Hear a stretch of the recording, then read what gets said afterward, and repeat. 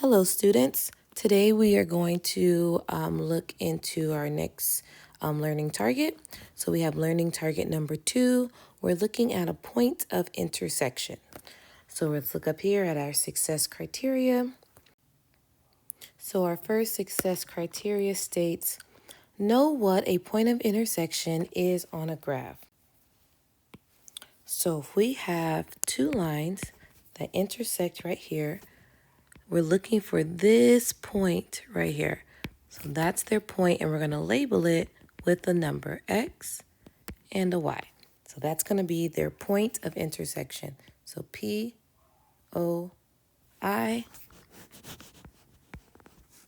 P-O-I. So know that that's where they connect. That's their point of intersection. Okay, our second success criteria says identify a point of intersection from the graph. So labeling this ordered pair x comma y is identifying it. So you've identified that as two numbers. Our third success criteria says to write the point of intersection as an ordered pair. So these two kind of go hand in hand. Once you identify it, then you're going to write it. So we kind of did that together here. So those two are kind of the same thing. And then you may have some questions that have you interpret the meaning of the point of intersection. So if it says, oh, this meets at X comma Y, it may be like a time of day, amount of money, something going on in a real life situation. So interpreting the meaning of the point of intersection. And then you will have to prove whether the point of intersection of the solution of the system, prove whether the point of intersection is the solution of the system. So sometimes but looking at a graph and you write two numbers, but then you didn't write the accurate, correct numbers. So you may have to substitute your X and Y values in, just like we did in learning target number 1, back into your two equations if you have them. In today's notes, we won't have equations, but just keep in mind that that is something you may have to do later on, is proving that both sides are equal, just like we did in learning target number 1. So let's go here to example number 1. So the question says, how many solutions does the graph have? So here we have a system. Again, a system is two or more equations. In this case, two or more lines on our graph. So we have our top line and our bottom line. How many solutions does it have? So in order to identify the number of solutions, we need to identify how many times the system, the two lines, intersect. How many times do they cross? How many times do they touch? Some of you may notice that these lines do not touch. There's a word for that. I don't know if you remember it from previous years. These lines are parallel.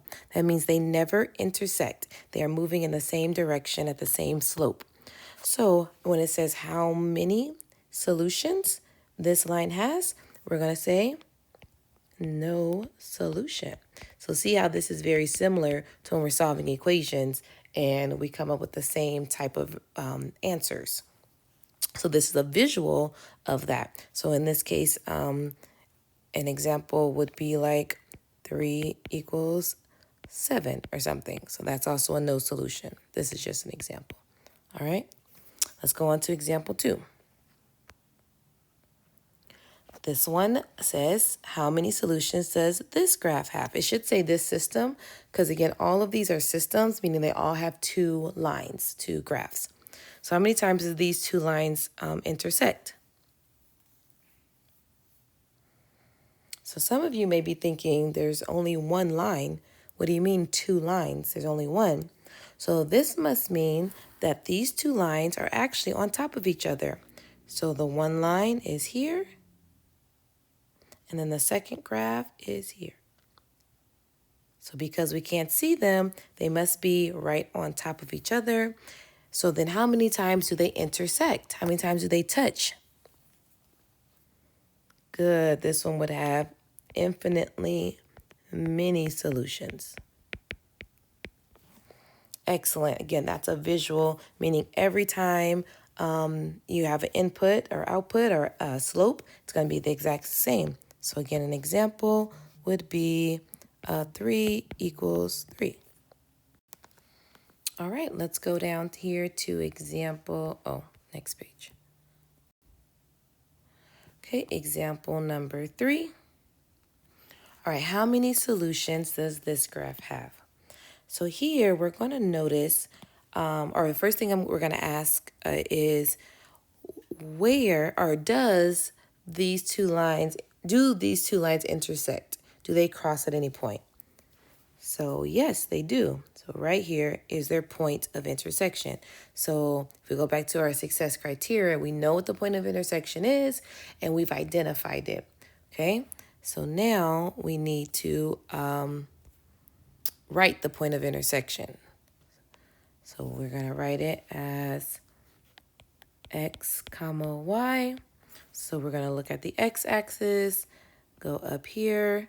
Our x value is 2, comma, then we go to our y, we come down.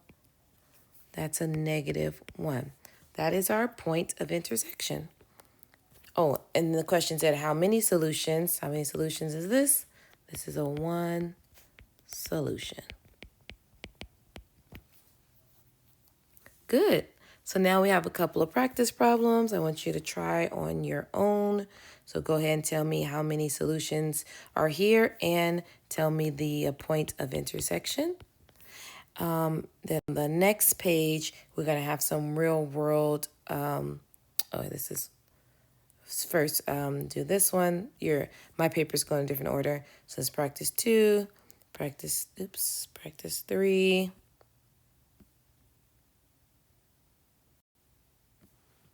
Okay, this is practice 4. So skip to this page here. Suppose you are testing 2 fertilizers on bamboo plants, A and B, which are growing under identical conditions. Plant A is 6 inches tall and growing at a rate of 4 inches each day. Plant B is 10 inches tall and growing at a rate of 2 inches per day. So if we had to, we can write out equations for both of these. So let's go ahead and practice that right now. So let's do plant A.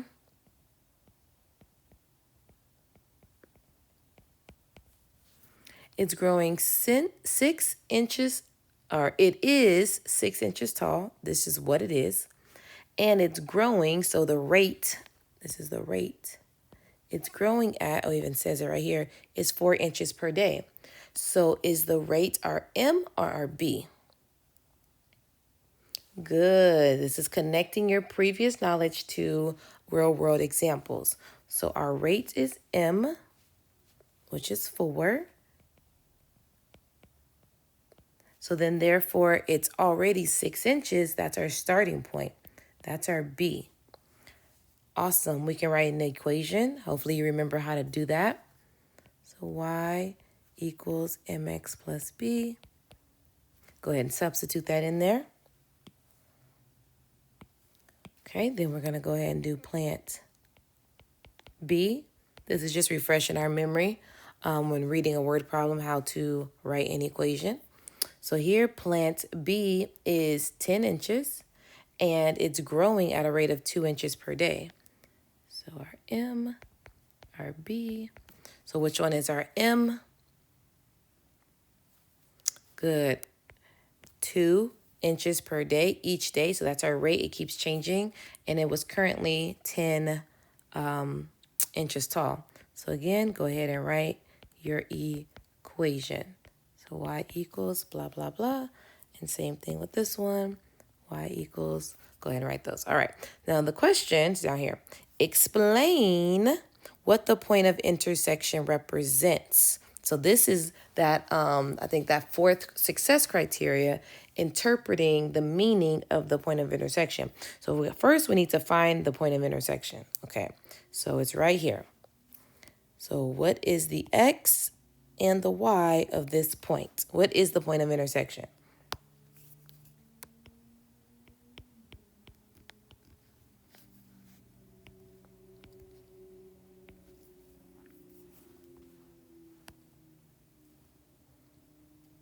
Good. Hopefully you got it correct and said it was 214. So now we need to understand, what does the 2 represent and what does the 14 represent? So we're talking about plants. What does the 2 represent? Look at the x-axis. And what does the 14 represent? Look at the y-axis. So 2 represents days. 2 days, okay? And then the y represents 14 what? In height, 14 inches. So explains, I need a sentence here, what happened to the plants, or what happened to both plants? Because what's happening here? Both of the plants are the same at this point. Okay, so let's write that down.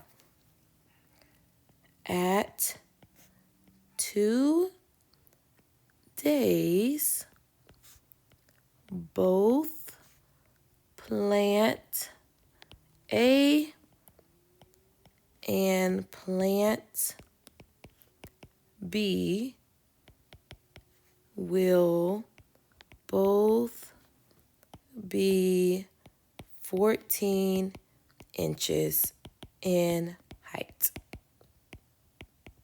That is a perfect explanation. You're going to do this the exact same thing on the next couple of practice problems, okay? Raise your hand if you get stuck and have any further questions.